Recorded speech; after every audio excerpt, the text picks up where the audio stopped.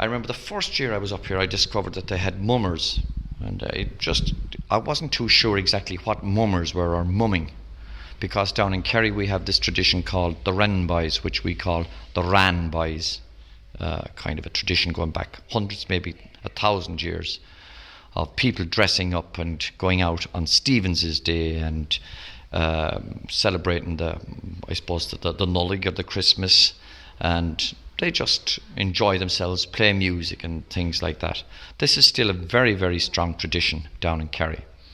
Now, when I came here to Dublin, I found in this area that they still had a tradition called mumming, or mummers, and I knew there was great similarities between the two types of pastimes or music and men going out and dress and things like that, but I wasn't sure. And the most notable difference was that in the Fingal area, certainly in this area, the groups that the people go out, they rhyme. The customs are that they go out in costume, and they take, we'll say, the guise of a certain person, and they rhyme out a number of rhymes. There might be about 10 or 12 different persons with 12 rhymes, and there's a kind of a small play enacted within this. And obviously the first place I came across was I was reading a book about Fair Fingal, fabulous book. What's his name? He's gone out of my head. The author of it, one of the fabulous historians in this area. Archer, absolutely, Archer. Fabulous historian, a great man with a love of his own area. And I read some of the stories, and I suppose I didn't really understand them. I got a number of the rhymes, like the Ran, the king of all bird. Every person in Ireland has that one. On St. Stephen's Day, I was caught in the furs, etc., etc. So I had one character. And then I got another one or two characters, and I said, for God's sake, we learned, there was 4 or 5 rhymes there on the book, and we learned them in the class. I thought it might be difficult to rhyme them and learn them, but I found sometimes you do things in class and you have great ideas and ambitions and kids just don't go for it. I found when I started doing the mummers from day one, I was absolutely, literally shocked that in a week they knew all the 5 or 6 rhymes that artists had listed. Obviously the kids loved the music, they loved the drama. I wasn't really qualified in drama myself, but I kind of got into it, and I found that here I had a class that had all their 6 or 7 parts. So I said, to hell with it, we'll dress up as mummers. And I remember I think it was 1984, we dressed up here in our clothes and straw suits and hats and God knows what, and we marched or walked up to the cottages in Roderstown, and we knocked on the doors and we got the people out, and the kids did their rhymes. And ever since then, like, that was the start. They say being got thus no lag, or every beginning is a little bit weak. We've gone better and better since, and then we started introducing it again from this area into our plays and the Christmas parties for the kids in school, and then for the Christmas party for the juveniles and the ravens.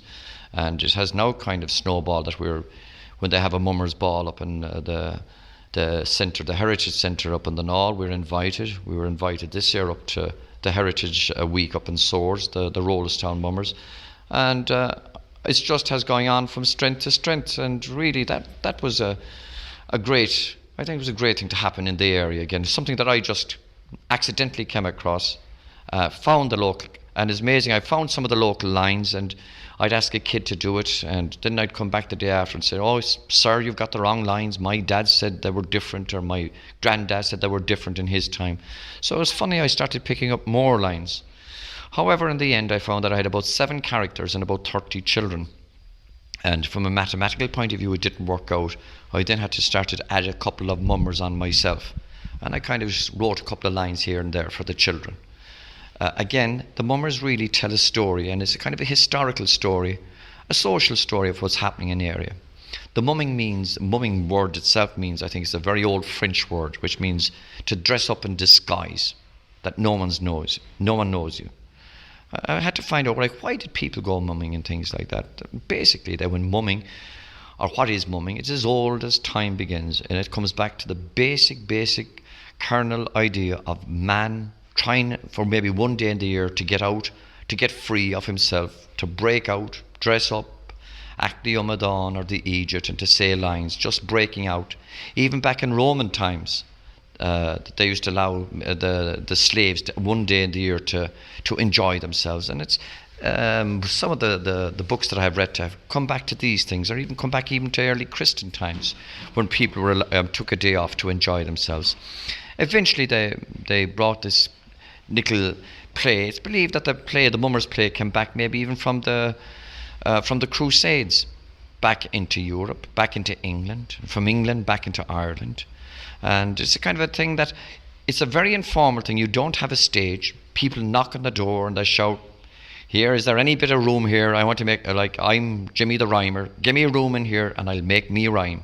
And he comes in, he calls in his 8 characters to express themselves. And it's amazing that some of the rhymes that came back, possibly, as I said, from the Crusaders, you had maybe the English play where they would have had King George he was the hero, and he would fight Johnny the Turk. And eventually they'd have a fight, and one of them would be killed. And then they brought in this quack doctor, and he was to cure whoever was killed, of course, in the fight, in the enactment. And then he called in maybe the little devil, or Beelzebub, and a couple of other characters as well. In Ireland, some of the characters have changed over the last number of 100 years. We still have Prince George, but Johnny the Turk seems to have gone. And we still, some other mumming areas introduced local characters, so they were kind of telling a local story as well. They kept maybe the same drama of, maybe they brought in Cromwell, and he was generally a baddie, obviously, and they might have brought in an Irish hero to take him on in the enactment or the fight, wherever whatever was happening at the time. The Mummers are still very strong down in Wexford and in Armagh, and still have a couple of groups here in North County.